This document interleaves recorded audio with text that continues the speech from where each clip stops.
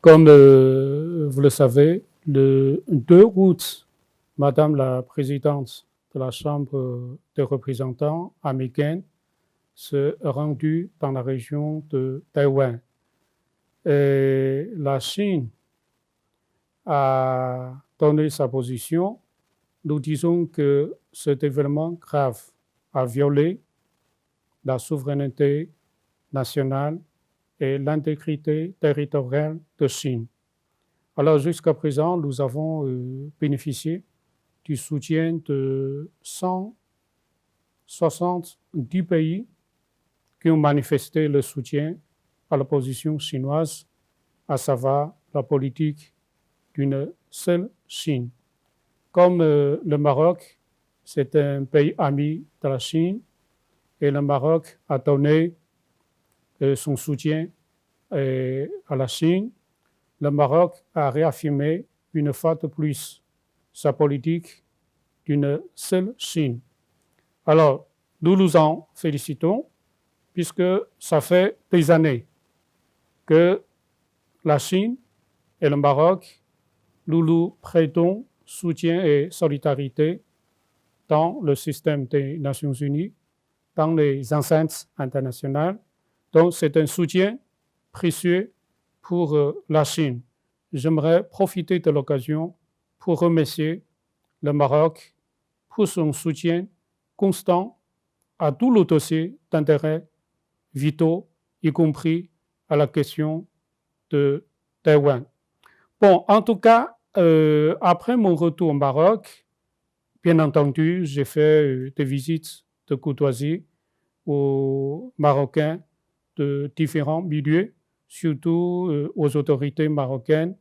Tous mes interlocuteurs ont réaffirmé leur soutien à la politique d'une seule Chine.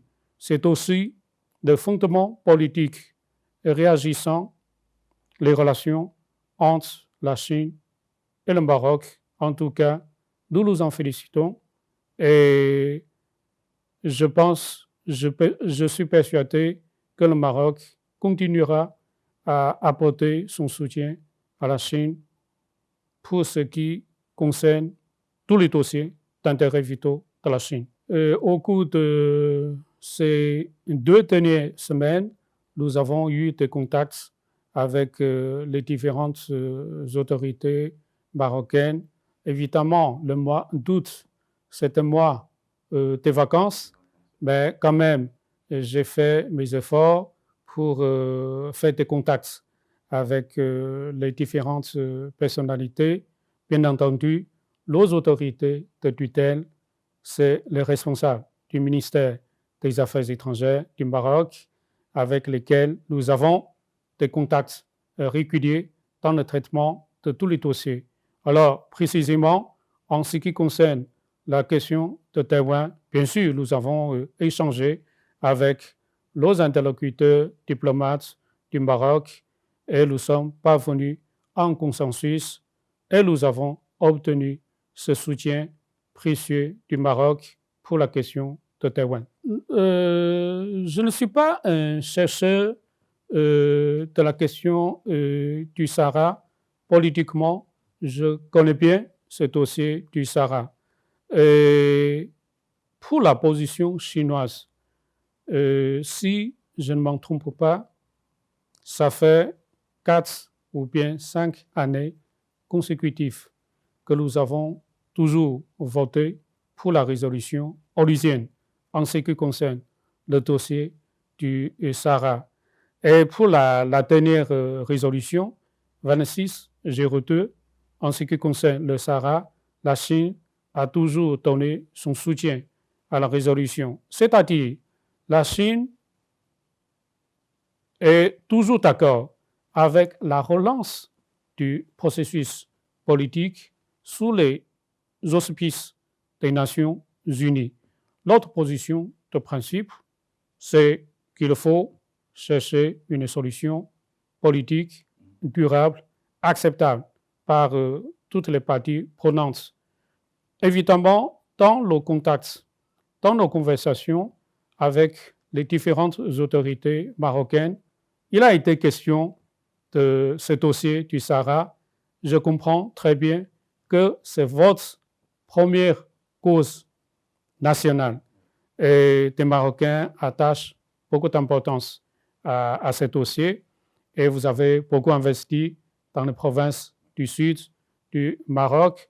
Et je pense que nos amis marocains, nos interlocuteurs marocains ont bien compris l'autre position chinoise sur ce dossier du Sahara.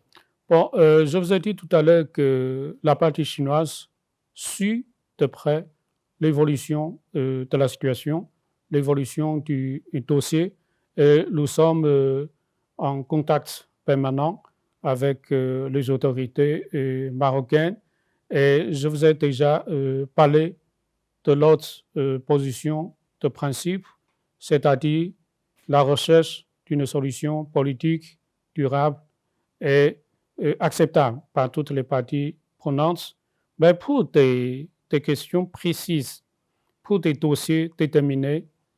Donc, nous avons toujours des canaux de communication entre l'ambassade de Chine avec votre ministère, entre le ministère des Affaires étrangères à Pékin avec votre ambassade à Pékin et surtout l'autre représentation permanente à New York travaille en étroite collaboration avec votre représentation permanente à New York pour le traitement des dossiers concrets en rapport avec le dossier du Sahara.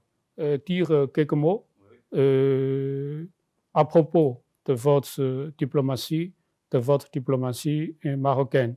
Comme je vous ai dit tout à l'heure, ça fait 1 année et 4 mois que je suis au Maroc et tous les jours, j'ai lu des journaux comme le matin, l'Économiste. J'ai suivi votre journal télévisé, j'écoute à la radio comme Lux Radio, etc.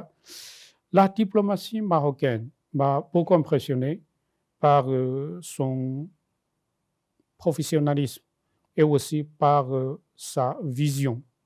Et même entre des collègues du corps diplomatique au Maroc, même entre nos collaborateurs de l'ambassade de Chine, nous sommes unanimes pour dire que la diplomatie marocaine marche très bien et surtout, ça fait presque une dizaine d'années, une quinzaine d'années que le Maroc pratique une approche de diversification des partenaires de développement. Et je pense que le Maroc a des marges de manœuvre beaucoup plus larges dans ses efforts de développement des partenaires.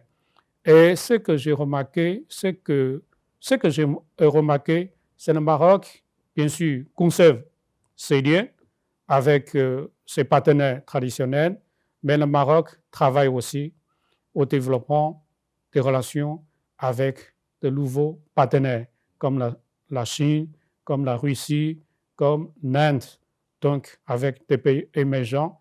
Et je pense que le Maroc a une vision dans ses approches diplomatiques. J'aimerais y ajouter encore un mot. Comme j'ai beaucoup travaillé, j'ai fait plusieurs postes dans des pays de l'Afrique subsaharienne.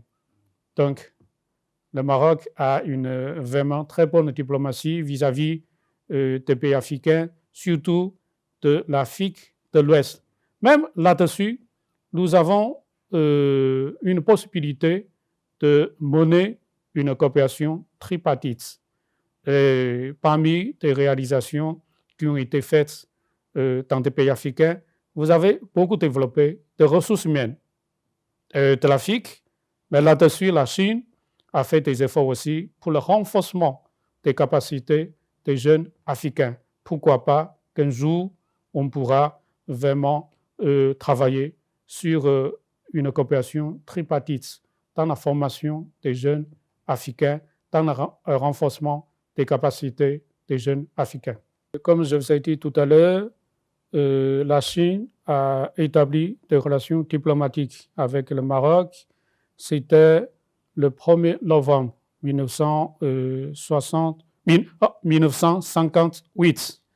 Alors, et après, il y a toujours eu l'échange de visites très fréquentes entre les dirigeants de l'autre pays.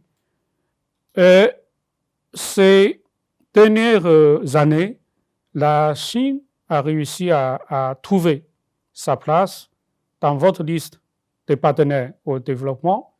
Et bien sûr, nous avons toujours une excellence des relations politiques. Nous avons des échanges culturels qui marchent à merveille, puisque le Maroc et la Chine... Oui, bien sûr, je n'entre pas dans le détail des échanges politiques et des échanges culturels. Ce qui me réjouit en particulier, c'est que la Chine a réussi à trouver sa place dans votre liste des pays, des partenaires au développement, mais on essaie de se rattraper sur le plan économique et commercial par rapport aux pays traditionnels de coopération du Maroc, à savoir des États-Unis ou bien des pays européens.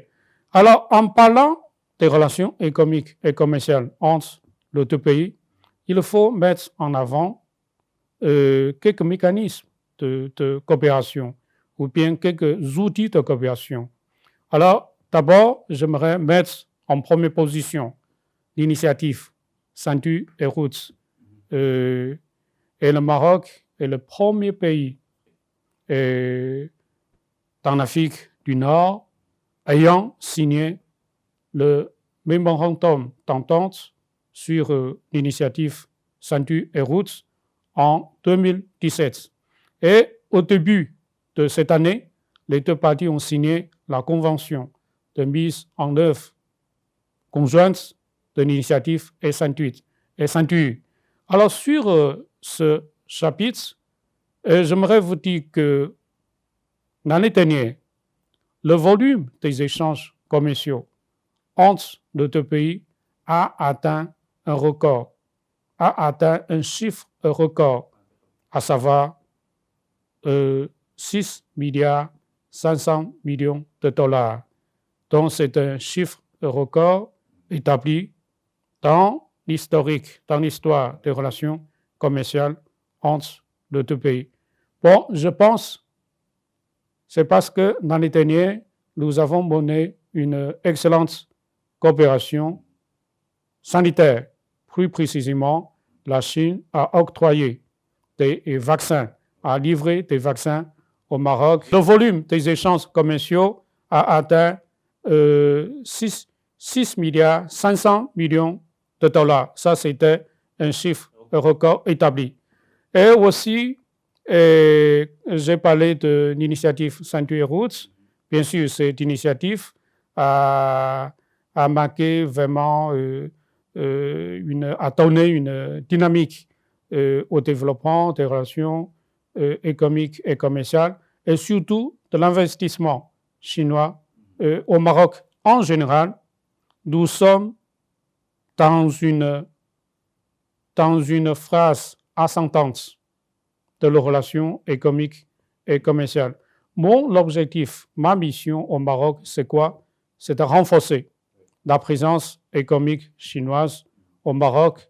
C'est pour donner un contenu concret à l'autre partenariat stratégique, puisque, comme vous le savez, les bonnes relations entre les deux États devront être supportées par des aspects économiques, commerciaux et surtout des investissements. Voilà, en un mot, l'autre présence économique, les relations économiques et commerciales sont dans une voie express. Bien sûr, il faut que les deux parties y travaillent avec beaucoup d'innovation, mais la vitesse, donc la tendance, ça c'est une tendance ascendante. Bien sûr, je peux entrer dans le détail. Après mon arrivée au Maroc, dans mes contacts avec des Marocains, on m'a parlé de ce projet Tanger Tech auquel j'attache beaucoup d'importance. À mes yeux, c'est un projet qui pourra vraiment donner une forte impulsion au développement des relations entre les deux pays. Comme je vous ai dit, il faut renforcer l'investissement chinois au Maroc. Eh bien, il y a une entreprise chinoise qui prend en charge ce projet en collaboration avec plusieurs acteurs marocains. Comme vous le savez sans doute, l'entreprise chinoise est impliquée dans ce projet à hauteur, plutôt dans le capital de la société d'aménagement Tanger Tech, à hauteur de 35%. Alors l'entreprise chinoise, avec ses partenaires marocains, ils iront travailler pendant des années. Et pour des raisons diverses, ce projet a traîné un peu. Mais ces derniers mois, le projet est entré dans une vitesse de croisière. Il y a 3 semaines, il y a un mois, nous avons signé avec tous les acteurs marocains, nous avons signé la convention d'investissement Tanger Tech. À mes yeux, cet événement a marqué une avancée considérable dans la réalisation de ce projet. Alors, j'aimerais donner quelques précisions. Projet Tanger Tech comprend un parc industriel, une zone de services logistiques et aussi une zone immobilière. Mais j'aimerais aussi donner une précision. Tanger Tech, bien sûr, c'est un projet qui a été conçu essentiellement pour accueillir des investisseurs chinois, mais c'est un projet qui a été conçu aussi pour accueillir des investisseurs d'autres pays.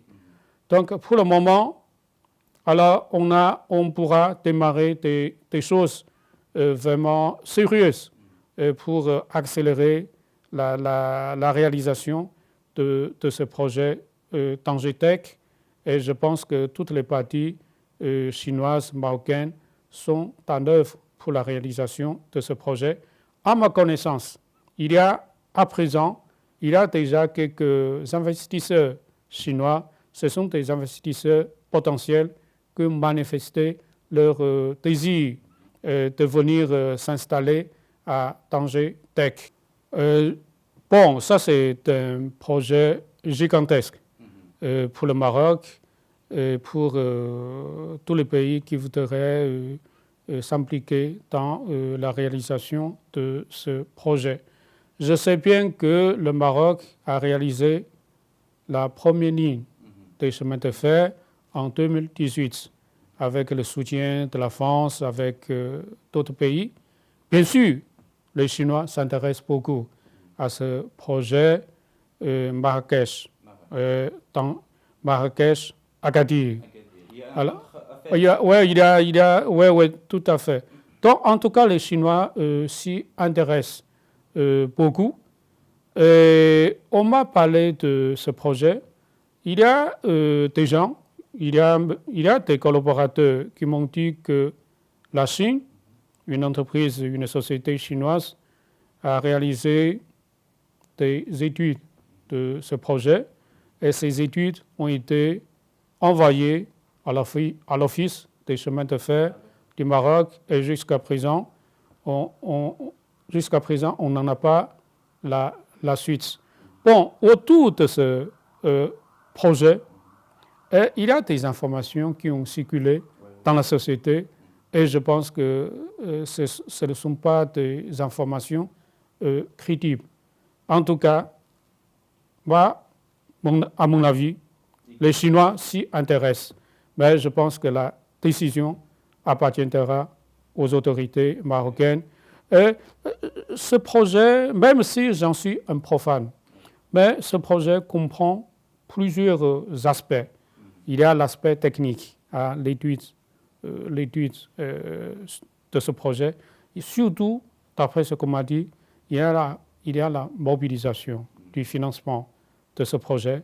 Donc, mais en tout cas, la Chine s'y intéresse. La Chine voudrait bien participer à la réalisation de ce projet. Nous sommes toujours à l'écoute des opinions des autorités marocaines.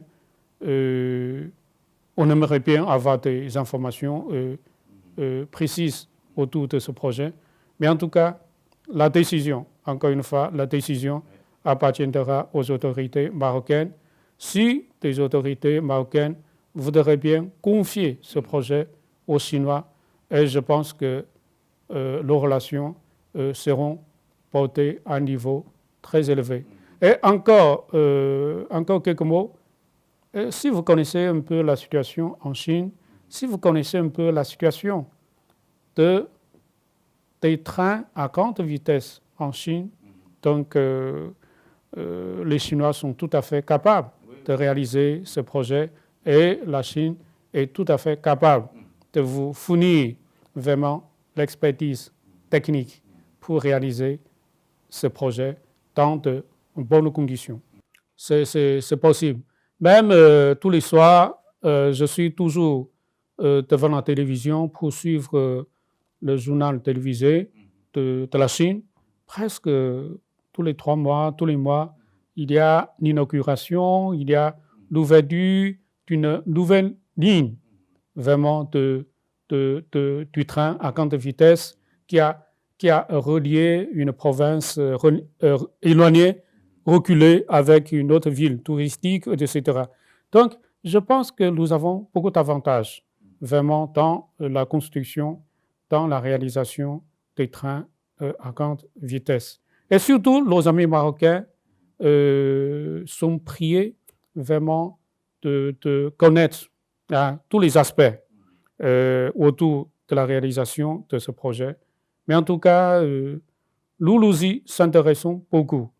Mais je pense que si les autorités marocaines prendront une décision, ce sera une décision motivée par plusieurs facteurs, puisque peut-être qu'on devra tenir compte de l'aspect, bien sûr, technique, mais aussi de l'aspect financier et aussi de l'aspect relation avec un pays déterminé. Franchement parlant, au Maroc, nous n'avons pas beaucoup de projets de coopération avec le Maroc. Comme je vous ai dit tout à l'heure, c'est au cours de ces 15-10 dernières années que la Chine a commencé à marquer sa présence économique au Maroc pour des raisons diverses. Moi, j'ai beaucoup travaillé dans des pays de l'Afrique subsaharienne. Dans ces pays-là, nous avons énormément de projets de coopération. Mais les Chinois ont commencé à rattraper le retard de leur présence au Maroc. Et je pense aussi que le Maroc, les Marocains, ils ont aussi commencé à avoir un nouveau regard vers la Chine. Alors, parmi les projets que nous avons au Maroc, j'aimerais tout d'abord mettre en première position la société CITIC d'Icastal, basée à Kenitra. C'est une société chinoise très performante et en 3 phases d'investissement, on a injecté environ 600 millions de dollars américains. Donc, c'est le plus grand projet réalisé par les Chinois au Maroc. Bien sûr, c'est une société spécialisée dans la fabrication des jantes en aluminium. Alors, toute sa production est destinée vraiment au marché européen, américain, et surtout, les Chinois ont non seulement investi dans l'usine, mais aussi on a créé beaucoup d'emplois. Et surtout, on a nommé un Marocain comme un directeur de l'entreprise qui marche très bien. Alors, à part cette société, CITIC Ticastal, il y a une dizaine d'entreprises de taille moyenne qui se spécialisent aussi sur la fabrication des calibrages, mais aussi à Tanger aussi, dans le parc industriel, nous en avons aussi 5 ou bien 6 qui se spécialisent toujours dans la fabrication des pièces détachées des véhicules. Alors, nous avons, l'année dernière, nous avons, comme je vous ai dit tout à l'heure, mené une coopération exemplaire avec le Maroc. Nous avons livré à temps tous les vaccins commandés par le Maroc et surtout avec la société Sinopharm. Alors, le Maroc a commencé la mise en seringue des vaccins anti-Covid-19. Et aussi, pour le laboratoire ou bien pour l'usine de fabrication de vaccins qui sera installée au site Ben Slimane. Alors, les Chinois, ils ont marqué aussi leur présence dans la réalisation de ce projet. À ma connaissance, nous avons combien? Nous avons une centaine de techniciens chinois qui sont en œuvre à Ben Slimane. Oui, présents au Maroc, qui sont pour installer des équipements modulaires, de l'usine. Et ils termineront leurs travaux à la fin du mois projet. Alors, bon, dans l'avenir, nous devons renforcer absolument la coopération industrielle. Ça, c'est, je pense, les axes de coopération que nous devons envisager avec le Maroc. Bien sûr, il y a d'autres domaines de coopération. Par exemple, l'envoi de médecins au Maroc, ça fait plus d'une trentaine d'années que nous envoyons régulièrement des médecins chinois au Maroc. Ils travaillent sur 7 ou bien 8 sites. Et ce sont des régions éloignées et reculées du Maroc où des médecins marocains ne veulent pas partir travailler dans ces régions-là. Et bon, j'ai cité quelques grands projets, mais ce qui me réjouit en particulier, surtout ces derniers mois, des opérateurs économiques chinois ont commencé à venir vraiment prospecter le marché marocain, se renseigner sur des opportunités d'investissement au Maroc. Alors, même j'ai reçu à l'ambassade 2 entreprises chinoises très performantes, mais qui ont l'intention de travailler au Maroc pour la fabrication des batteries. Donc, à quoi M. le ministre de l'Industrie et du Commerce a fait allusion dans ses entretiens avec la presse. Je souhaiterais que tous ces projets-là soient concrétisés.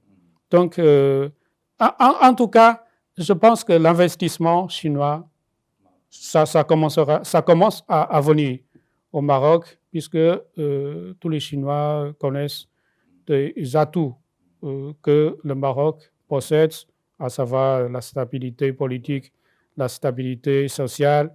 Et vous avez une proximité avec l'Europe. Le Maroc constitue une porte d'entrée vers l'Afrique, vers l'Europe. Vous avez des travailleurs qualifiés, etc. Bien sûr, nos entreprises, elles rencontrent aussi, bien sûr, des difficultés dans la réalisation des projets, mais avec le temps, avec une meilleure compréhension des 2 parties. Et je pense qu'on pourra vraiment accélérer le rythme de notre travail et on aura davantage des projets réalisés au Maroc. Bien entendu, alors pour le tourisme, j'ai beaucoup de choses à dire. Faute du temps, alors je me contente de donner mes sentiments pour le développement du tourisme au Maroc. Avant que je vienne au Maroc, à Pékin, j'ai commencé à fouiller des documents sur le Maroc. Effectivement, le secteur touristique, mais c'est vraiment un secteur porteur d'espoir dans vraiment le renforcement de la compréhension entre les deux peuples. L'année dernière, nous avons envisagé l'organisation avec le Maroc d'une année maroco-chinoise pour le voyage et la culture. À cause de l'épidémie, cet événement n'a pas eu lieu. Et alors, l'année prochaine, on pourra avoir cet événement. Alors, j'aimerais vous dire que le Maroc, ce n'est pas un pays inconnu en Chine. Alors, on parle toujours du grand voyageur Ibn Battuta au XIVe siècle. Alors, vous connaissez son parcours en Chine. Alors, même M. Nasser Bourguiba voudrait bien faire un scénario sur son voyage en Chine et on pourra en faire un film. Mais ça, c'est un projet en gestation. Alors, en 2019, la télévision centrale de Chine a envoyé une équipe de reportage au Maroc. Alors, les journalistes ont parcouru beaucoup de régions emblématiques du Maroc et ils en ont fait un film de 7 épisodes. Alors, pour tous les Chinois qui viennent au Maroc, qui voudraient venir au Maroc, ils ont visionné ce film de 7 épisodes. Ça, c'est mon cas. Oui. Et aussi, j'ai lu quelques livres de voyage au Maroc. Il y a des Chinois qui ont voyagé au Maroc et qui ont écrit leur récit de voyage. Et aussi,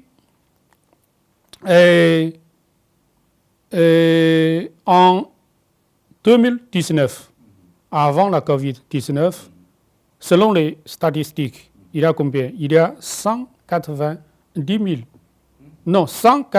000 ou bien 150 000 Chinois qui sont venus en voyage au Maroc. Oui, par année. À mon avis, les Chinois, ils ont suffisamment voyagé en Asie, à Taïwan, à Hong Kong, en Europe, aux États-Unis. Maintenant, c'est le tour du Maroc d'accueillir des touristes chinois. Donc, on attend la fin de l'épidémie pour accueillir un nombre croissant des touristes chinois. Je suis tout à fait optimiste pour le développement du tourisme au Maroc au profit des touristes chinois. Même avant la COVID-19, à Rabat, à Casa, on a ouvert plusieurs restaurants chinois et on a créé plusieurs agences de voyage pour accueillir des touristes chinois. Et l'autre jour, j'ai été au ministère du Tourisme. Madame la ministre m'a demandé de lui fournir une brochure sur la présentation des centres d'intérêt des touristes chinois. Donc, c'est un secteur porteur d'espoir pour les deux pays et c'est aussi un moyen permettant vraiment une meilleure compréhension entre les deux peuples. Les Chinois aiment bien des choses exotiques. Là, on peut vraiment trouver tous les aspects de la culture vraiment exotique au Maroc. Le Maroc a une très bonne réputation en Chine. Si ma mémoire est bonne, en 2018 a eu lieu à Pékin un concours de langue chinoise. Alors, votre ambassade à Pékin a sponsorisé cet événement en octroyant 2 ou bien 1 billet d'avion au lauréat de ce concours. L'initiative Ceinture et Routes, c'est un produit public c'est un produit public proposé au monde par la Chine, par le président chinois Xi Jinping. Et avec le Maroc, nous disons toujours que le Maroc, c'est un partenaire naturel de la Chine pour vraiment pour ce projet, pour la mise en œuvre de ce projet. L'initiative est Ceinture Routes, puisque le Maroc a plusieurs facteurs positifs dans la mise en œuvre de ce projet. J'ai parlé de votre bonne situation géographique, de votre stabilité et de haut degré de l'ouverture économique.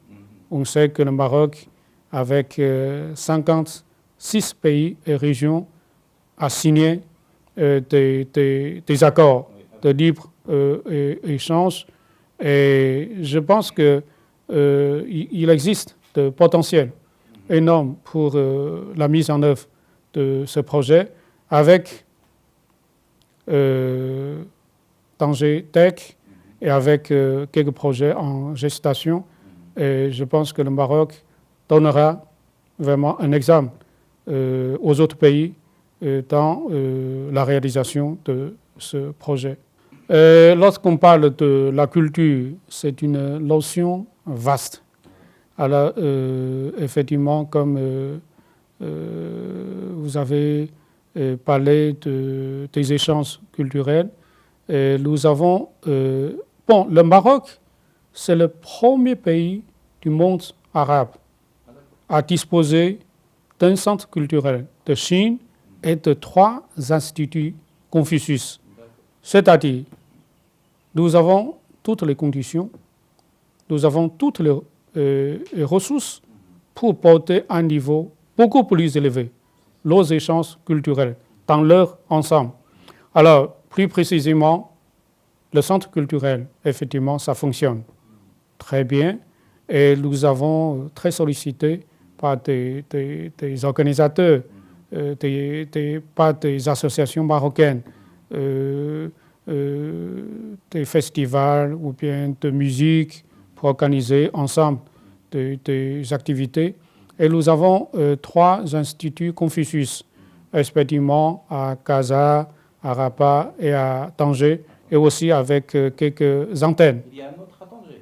Bien sûr, à l'université, où je n'ai pas encore été. J'attends la rentrée des classes pour y faire une visite. Mais le président de l'université Tanger, il est venu me faire une visite de courtoisie.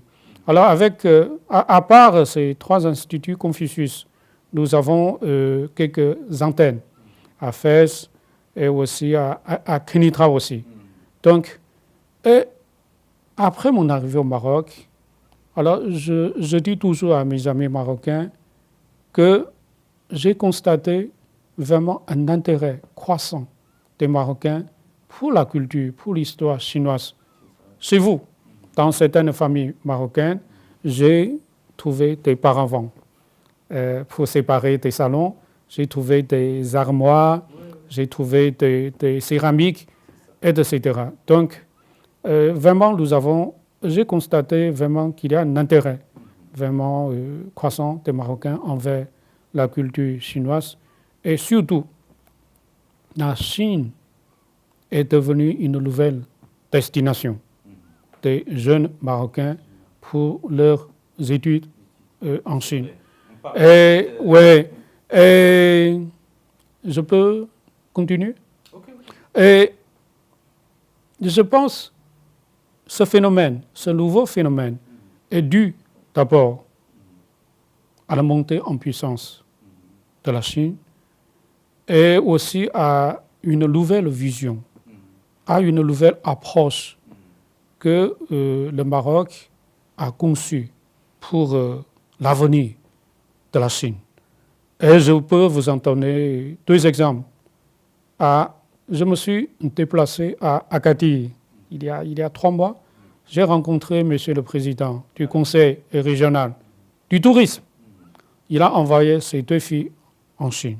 J'ai rencontré monsieur le doyen de la faculté des lettres de l'université Agadir. Il a envoyé sa fille en Chine. Donc, ça veut dire que les parents marocains voudraient bien donner une formation complète à leurs enfants. On ne sait jamais qu'un jour, ces enfants travailleront dans une société multinationale. Et ils pourront décrocher un poste en Chine. Donc, je m'en réjouis énormément. Et aussi, il y a le thé aussi, hein, le thé que le Marocain consomme beaucoup. Et il y a une dizaine de commerçants chinois qui commercialisent du thé chinois, surtout à Casa.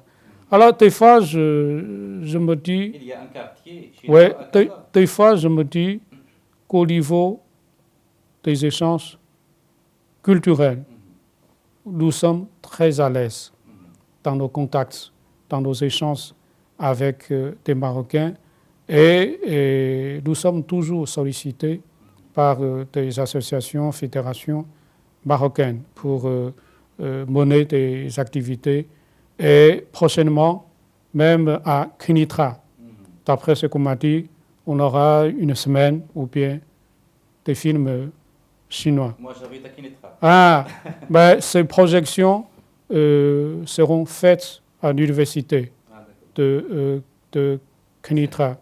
Et aussi, hein, j'ai fait des contacts avec des étudiants de l'Institut Confucius.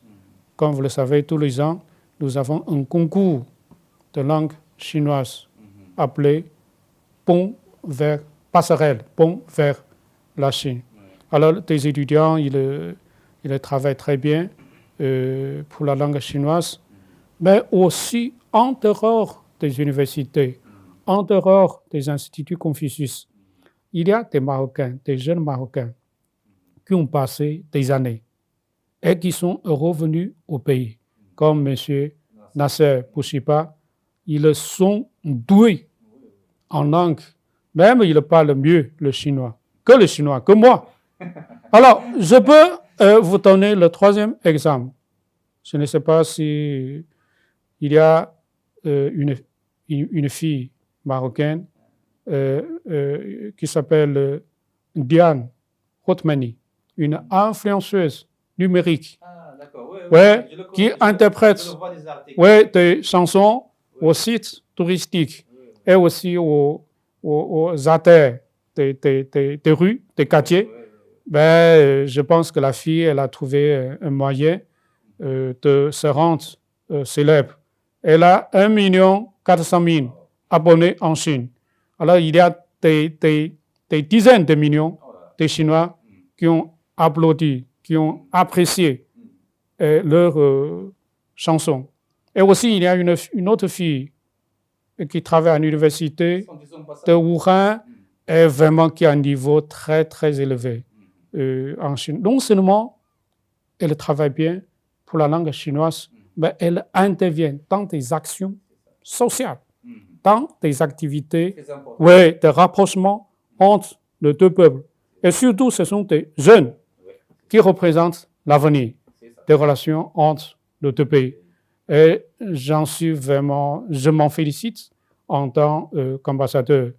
Je pense que ça, c'est un élément très utile, vraiment au rapprochement, à la compréhension entre les deux pays.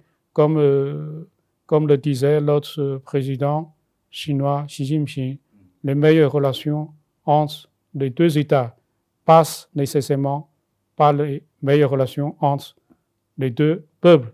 Même tous les soirs, je me promène dans les quartiers et je me suis fait des amis dans le quartier. C'est la diplomatie du quartier. Je comprends la situation dans laquelle se trouvent des étudiants marocains. Environ un millier d'étudiants marocains qui ont été bloqués au Maroc. j'ai beaucoup de sympathie pour leur situation.